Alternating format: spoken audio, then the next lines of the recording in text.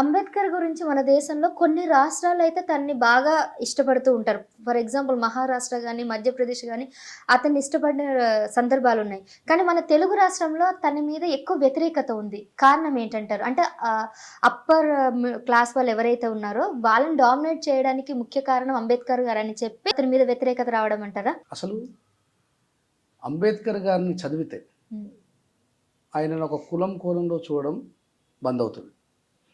అంటే పాఠ్యాంశ పుస్తకాలలో అంబేద్కర్ గారి జీవన చిత్రాన్ని పెట్టకపోవడం ఒక సమస్య అయితే, ఆయన యొక్క చరిత్ర ప్రచారంలో ఉండకపోవడం ఇంకో సమస్య.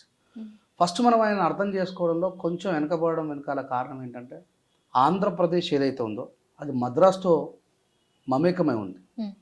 తెలంగాణ స్వతహాగా ఒక దేశంగా ఉండేది, హైదరాబాద్ ఇంతకుముందు నిజాములు పాలించారు. సో మాకు కమ్యూనిజం పోరాట పటిమ మా రక్తంలో ఉంటుంది తెలంగాణ వాళ్ళకి.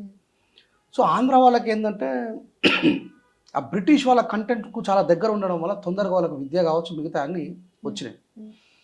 నన్ను అడిగితే సౌత్లో అంబేద్కర్ గారి మీద అనర్ఘనమైనటువంటి జ్ఞానము పోరాట పటిమని అలవాటు చేసుకున్న వాళ్ళే ఆంధ్రప్రదేశ్ వాళ్ళు. తెలుగు వాళ్ళే చాలా వెనుకబడి ఉన్నారన్నారు కదా, అది పొరపాటు. బాబాసాహెబ్ అంబేద్కర్ గారు బ్రతుకున్న కాలంలో భారతదేశం అంతా పర్యటిస్తుంటే ఆంధ్రప్రదేశ్లో ఉన్నటువంటి ఈయన ఈజ్ గ్రేటెస్ట్ ఎకనామిస్ట్ అంబేద్కర్ గారు. ఈ కమ్మ వాళ్ళు, కాపులు, ఈ రెడ్డిలు అందరూ అంటే వాళ్ళకు కూడా కమ్యూనిజం భావజాలం ఉండేది కదా. వాళ్ళంతా అంబేద్కర్ గారు పిలిపించుకొని ఒక మాట అడుగుతారు, సార్ మేము ఫ్యూచర్లో ఏ బిజినెస్ మీద ఇన్వెస్ట్ చేస్తే మేము ఎక్కువ లాభపడతాం, మీరు ఆర్థిక శాస్త్రవేత్త కదా అంటే, అప్పుడు బాబాసాహెబ్ అంబేద్కర్ ఎడ్యుకేషన్ మీద ఇన్వెస్ట్ చేయండి అన్నాడు. ఎడ్యుకేషన్ ఇన్స్టిట్యూట్ ఇన్వెస్ట్ చేయమని చెప్పన్నాడు. అట్లా మీకు విజయవాడలో ఆ పరిసర ఆంధ్ర వీటిలలో కూడా చాలా బౌద్ధానికి సంబంధించినటువంటి నలంద విశ్వవిద్యాలయం ఇట్లాంటి పేర్లు ఉంటాయి మీకు. ఇదంతా కూడా బాబాసాహెబ్ అంబేద్కర్ గారు సజెస్ట్ చేసినాయి. అట్లాగే ఆంధ్రప్రదేశ్కి ఒక ప్రత్యేకమైన చరిత్ర ఉంది. కారంచేడు చుండూరులో మాలమాదిగలని ఈ డిస్క్రిమినేషన్ మీద ఊచకోత కోసినప్పుడు ఈ భారతదేశంలో 29 రాష్ట్రాలు, ప్రస్తుతానికి 29 రాష్ట్రాలలో ఆ ఎస్సీ ఎస్టీ అట్రాసిటీ ప్రత్యేక చట్టాన్ని తీసుకొచ్చిన చరిత్ర ఆంధ్రప్రదేశ్కి ఉంది. బాబాసాహెబ్ అంబేద్కర్ గారు పుట్టింది మహారాష్ట్రలో అయినప్పటికీ కూడా ఆయన యొక్క పోరాట పటిమని, ఆయన యొక్క ఆలోచన విధానాన్ని అర్థం చేసుకోవడంలో తెలుగు ప్రజలే ముందున్నారు. మీరు వెనుకున్నారని అంటున్నారు కదా, కానీ అది పొరపాటు. కాశ్మీర్ నుండి కన్యాకుమారి వరకు ఎవరు సాధించలేని ప్రగతిని సాధించింది ఒక ప్రత్యేకమైన చట్టాన్ని అమలులోకి తీసుకొచ్చినటువంటి చరిత్ర కత్తి పద్మారావు, బొజ్జ తారకం సార్ గారికి ఉంది. వాళ్ళిద్దరు కూడా మన తెలుగు ప్రజలు. సో అంబేద్కర్ గారిని మీరన్న అగ్రవర్ణాలు, సార్ మేము ఏ బిజినెస్ల మీద ఫ్యూచర్ జనరేషన్లో ఇన్వెస్ట్ చేస్తే మేము లాభపడతాం, మీరు ఆర్థిక శాస్త్రవేత్త కదా అంటే ఆయన అద్భుతమైనటువంటి ఐడియాలజికల్ సజెషన్ ఇచ్చిపోయిండు.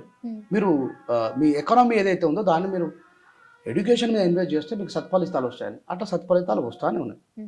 దాంతోపాటు అంబేద్కర్ గారి కమ్యూనిజం మా ఒంట్లో ఉంది కాబట్టి, విప్లవ ఆలోచనలు మా ఒంట్లో ఉన్నాయి కాబట్టి కత్తి పద్మారావు గారు, బొజ్జ తారకం సార్ గారు అక్కడ మాల మాదిగల మీద జరిగిన హత్యాకాండాల మీద ప్రజాకోర్టు వేయించి ఒక ప్రత్యేకమైన చట్టాన్ని తీసుకొచ్చినటువంటి చరిత్ర తెలుగు ప్రజలకే ఉంది. ఆ ఘనత, ఆ చరిత్ర కూడా తెలుగు వాళ్ళకే ఉంది.